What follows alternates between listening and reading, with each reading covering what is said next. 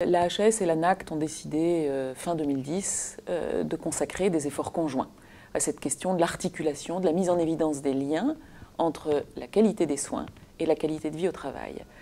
On a vu pourquoi, évidemment, ça fait tout son sens pour la Haute Autorité de Santé.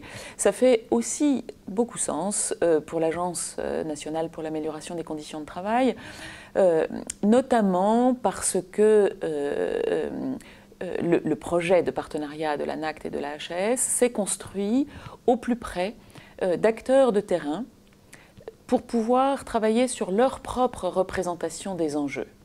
On a travaillé avec les organisations syndicales du secteur de la santé de manière assez fine pour pouvoir finalement publier une note blanche sur notamment les enjeux de la reprise en main des questions du travail par les organisations syndicales, pour pouvoir être des interlocuteurs à valeur ajoutée sur ces enjeux.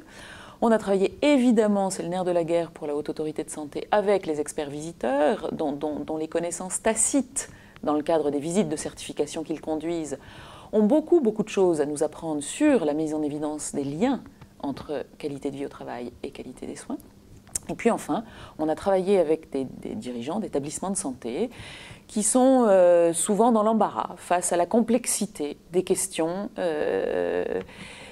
qui ont à voir à la fois avec, en tant qu'employeur, ils ont des obligations légales, évidemment, de prévention.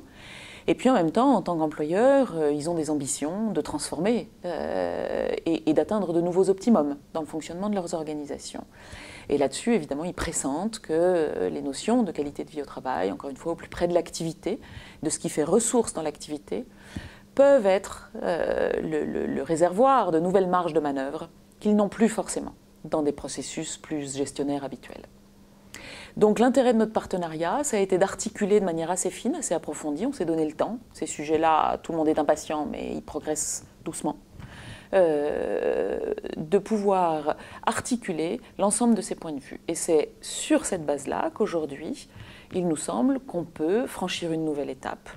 Franchir une nouvelle étape, encore une fois, au plus près des établissements de santé, avec d'une part le levier de la certification pour pouvoir soutenir la sensibilisation des établissements aux démarches de qualité de vie au travail.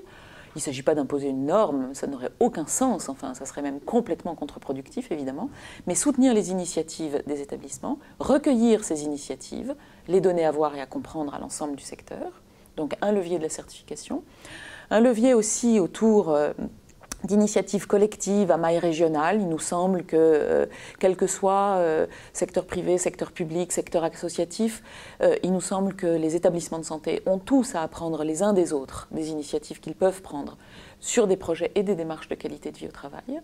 Et puis enfin, un travail qui reste à construire et à penser avec les organisations syndicales du secteur. Le dialogue social dans le secteur de la santé est compliqué. Du point de vue des organisations syndicales et de celui de l'ANACT évidemment aussi, plus on se rapprochera des enjeux du travail, plus on sera en capacité de rénover ces enjeux de dialogue social au profit, encore une fois, d'une meilleure santé des personnels de santé, mais aussi d'une meilleure qualité des soins.